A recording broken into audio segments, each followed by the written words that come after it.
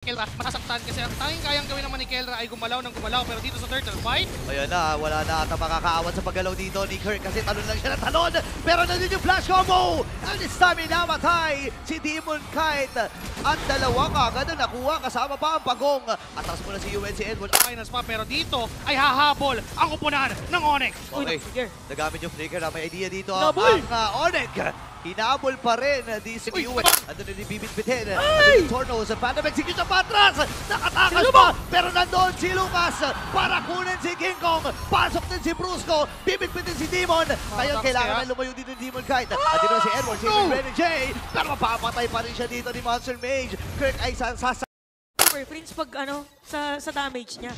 Hindi ko alam eh kung anong elemento ata yun. Uy! Wait lang! Grabe nang bibigay ka kanina ni Renny J. At pinagtulong-tulungan ang tatlong miyembro mula sa Aurora. Itong si King. Ano naman yun para sa kanila, para lumaki palalo yung kanang-kalamangan, pero mid lane! Ayun na, sama-sama na ata, nabalibag din. Papunta sa likuran, pero si Najay mamamatay. Kasama pa ni Edward, ladies and gentlemen. Basag Tama kasi kill.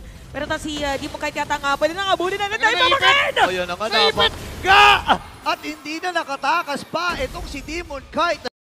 Sa item, so okay conceal para mapabilis, pero paano pabibitin natin sa Renny J? Ayun na, pabibilisin na ata nila. Napatumbahin dito si Renny J. Pina-flash na pa rin sila dito ni Super Prince. King Ito na Kong! sabi curfew daw eh. Nandun na pero Si Kirk ay puprotektahan lamang dito si Kelra. Ngayon, pwede na siya ginamit para maklear lang yung mga minions. Si Demon Kite, ang kalahati pa yung dito mamay pa ng execution. Habang siya pumasok, pop yung immortality. Namatay na kagad dito si Edward.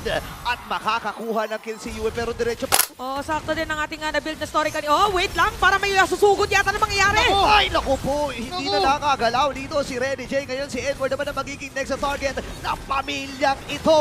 At si Kelra pa makakakuha.